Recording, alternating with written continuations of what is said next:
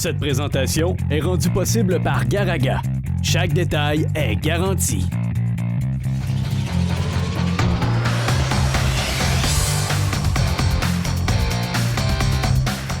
Jérôme Gendron en compagnie de Guy Napper-Frenette pour un premier résumé donc d'une étape de ce Tour de Beauce 2016, la première étape Desjardins.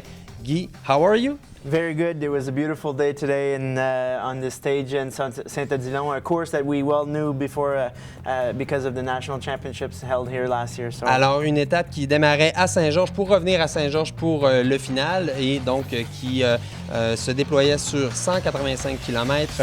Guy, une étape dont on l'a dit ensoleillée aujourd'hui.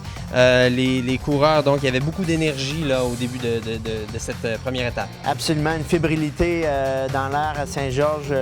Les coureurs sont arrivés ici en Beauce cette année avec l'ambition de remporter. Et on a été témoin de ça très rapidement avec trois coureurs qui sont partis en échappée dans les premiers kilomètres de la course d'ailleurs. On parle d'Annick Van Dale de l'équipe HR Block, un jeune Canadien, Guy Sagiv de l'Israël, champion d'Israël d'ailleurs, et Andrei Krasinikov, champion du Bélarus, qui est parti en échappée aussi. Donc, And we had many teams represented in that break. Absolutely, there was many teams. Well, in the initial break we had 3 teams, but there's a group of 5 riders that decided to quickly come and bridge the gap, which they did. That created a 7-rider breakaway. And when you got 7 guys up front, you have the options to do a different strategy at the front. You work well together and you have a chance to survive, which happened today. Oui, c'est ce qui s'est passé. Les coureurs ont bien travaillé ensemble.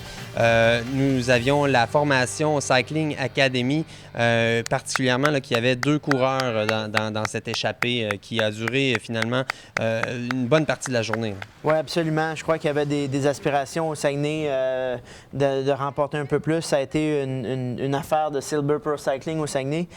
Donc, ils sont arrivés ici avec vraiment l'ambition de reprendre les morceaux cassés. You're talking about Silver. They didn't show up in the break today.